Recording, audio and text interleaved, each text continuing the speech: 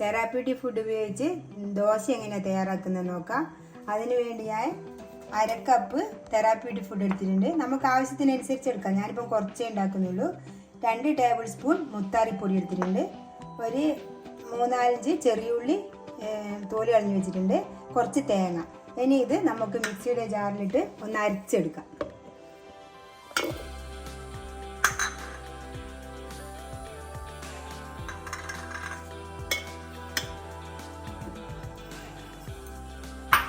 പിന്നെ ആവശ്യത്തിന് വെള്ളം ഒഴിച്ചു കൊടുക്കാം.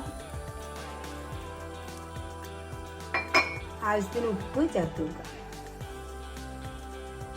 ഇത് അരച്ചെടുത്തിട്ടുണ്ട്. ഒരു പാത്രത്തിലേക്ക് മാറ്റി കൊടുക്കാം.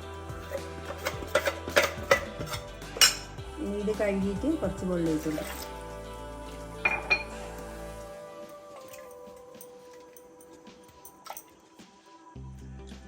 വെള്ളം നോക്കി ഒഴിച്ചു കൊടുക്കാം. ഇത് കലക്കി കൊടുക്കാം.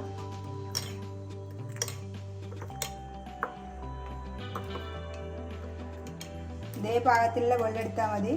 നമുക്ക് ചുട്ടു നോക്കിയിട്ട് വെള്ളം വേണം കൂട്ടാം. ഇത് മുത്താറിപ്പൊടിക്ക് പകരം ഗോതമ്പ് പൊടി ഇട്ടാലും മതി, അല്ലെങ്കിൽ കുറച്ച് അരിപ്പൊടി ഇട്ട് കൊടുത്താലും മതി. ഇനി നമുക്കിത് ചുട്ടെടുക്കാം. അതിനുവേണ്ടി ഒരു ദോശക്കല്ല് ഞാൻ ചൂടാകാൻ വെച്ചിട്ടുണ്ട്. അതിലേക്ക് നമുക്ക് എണ്ണ തട്ടിക്കും. നെയ്യോ വെളിച്ചെണ്ണയോ എന്ത് വേണമെങ്കിൽ തട്ടാം. അത് ഓരോരുത്തരുടെ ഇഷ്ടത്തിനനുസരിച്ച് ചെയ്യാം. ഇത് നമുക്ക് ചുട്ടെടുക്കാം.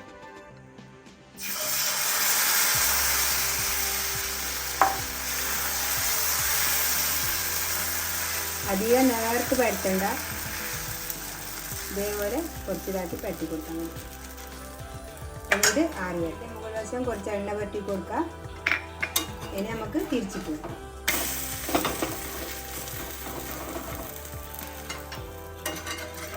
ഇനി ഇത് വാങ്ങി വെക്കാം. നല്ല മൊരിഞ്ഞ് വന്നിട്ടുണ്ട്.